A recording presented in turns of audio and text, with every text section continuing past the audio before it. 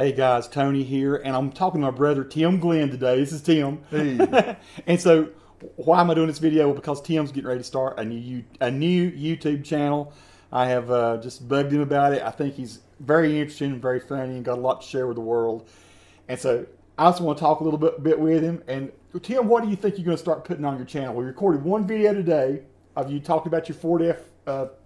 What was this? It's F-350 Ford, yeah. A diesel truck. Right. So go there. There's at least one video there now. And if you go to my channel, you'll see a bunch of videos. Just search for Tim Glenn on my channel. But what are you thinking you want to do with your channel? Really, I just like watching myself in action. Who doesn't? What I would hope to do is share with some folks the things that I enjoy. I feel like I'm very fortunate, very blessed to get to see and do a lot of the things that I do. And through watching your videos and other videos I've seen people make, I'm really interested in trying to get some of this stuff out there that I see on a daily basis. And some of it's, to me, it's all incredible. You know, life in general is incredible, but to watch the tools that we use, to watch the vehicles that get us back and forth, just for me, from my perspective, you know, I'm in the timber business, so it is awesome to watch. There's a bunch of really cool equipment that we use, getting things from one place to another. How do you get a bulldozer from point A to point B when it's 100 miles apart? The other thing, folks, is Tim lives in some of the steepest parts of rural Appalachia. And I mean, so he goes into unusual, different, beautiful, breathtaking places with his gear. He takes down trees that are humongous, and I've got look sometime on my channel for Awesome Crashing Trees, I think is what it's called. Yeah. And that'll give you a bit of the flavor of what Tim does. But you could, one of the things I know you're going to do, you're going to talk about guns, you're going to talk about chainsaws, you're going to talk about felling trees, directional felling trees. Yeah. What else? But also just beautiful scenery. Yeah. And maybe one of the biggest things, with folks' permission, I would like to just get the different personalities of people that I deal with on a regular basis. And I deal with some funny There's folks. Some crazy people. Well, I mean, they're good great people, good but people. extremely interesting. Yeah. Extremely interesting folks. And, you know, like I say, from the landowners that we deal with to start with when we buy timber, to cutting it, to sawmill men, to people that's taking our lumber, that I've took a tree that was standing here and I've cut it. It's been processed into lumber, and somebody builds something beautiful for somebody else out of it. Big homes. It's kind of neat, yeah. Yeah, I mean, it's all kinds of stuff. So, Tim, one of the things that people don't know about you is you really are, and you graduated from Western Carolina with a forestry degree, correct? No, it's not a forestry degree. It's a natural resources management degree. And so you really know about all kinds of woods, and by that I mean you know how to find the right kind of trees for the right kind of people for the right uses. Yeah, and I guess it's like everybody else's given profession, like yours. You narrow down on a certain concentration of things. And for me, in the timber business, it's high-grade hardwoods in the southern Appalachian Mountains. Yeah. Certainly I learned lots of other things in school, but what I really have an applied knowledge of is those Appalachian hardwoods that range from North Georgia plumb up into New York State and Maine, you know, all the way up the Appalachian chain. So that's the professional thing. But the other thing about Tim's an outdoorsman. He hunts. Yeah. He's a very good hunter. And he's a responsible hunter. He's not somebody that goes out and just does it just for fun. You go out and you eat. Oh, yeah. I mean, We eat everything we kill. Just kidding, yeah. No, it really is. It's awesome to go eat some venison, or I guess the best bird meat I've ever eaten in my life was when you sauteed that turkey breast that time. Man, it's fantastic. We'll do that again this spring when the turkey season rolls So, around. you know, maybe you even do some cooking some wildlife cooking type stuff too. I mean, I'd like to see that. I'd like to do that. You know, we don't want it to be, you know, all encompassing of everything in the world, but hopefully it's things that folks would find interesting about just a rural lifestyle. The thing I hope people understand, I mean, you know, Tim and I talking right now, I've gotten a lot of ridicule over the years because of my accent and the fact that I haven't changed it. As you can hear, this is the way we talk in Appalachia. You know, does that sound stupid to some people? Well, maybe it does. Yeah. But we you know, we're not going to brag here. We're pretty high IQ guys. You can have you know, you can have some intellect, and Tim will teach you some things too. I'm sure on this. He always teaches me. He's not a dumb guy. He's a hillbilly, and hillbilly I am too. I'm kind of removed. I'm down here in the flat parts, but Tim's going to show us the real highlands, because the place where Tim goes is the really high parts of the Appalachian Mountains around near the Black Mountain Chain and the Blue Ridge.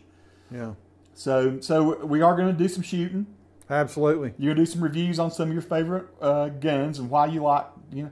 Yeah. Do you do anything? Do you do any fishing anymore? Yeah, I do some fishing. I don't, getting the time to do it is the big thing. Yeah. But we do a little bit of fishing. I'm going to try and do some of that.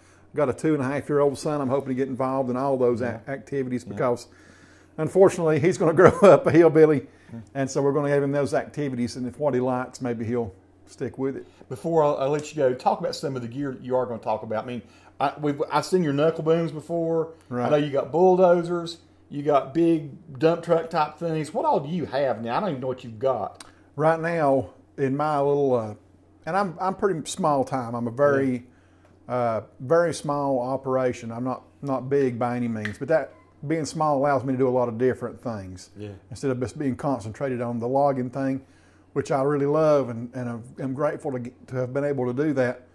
But right now, I've got I've got a bulldozer, a track hoe, a couple of knuckle booms, a couple of log trucks, and trailers, and a trailer to move my equipment with.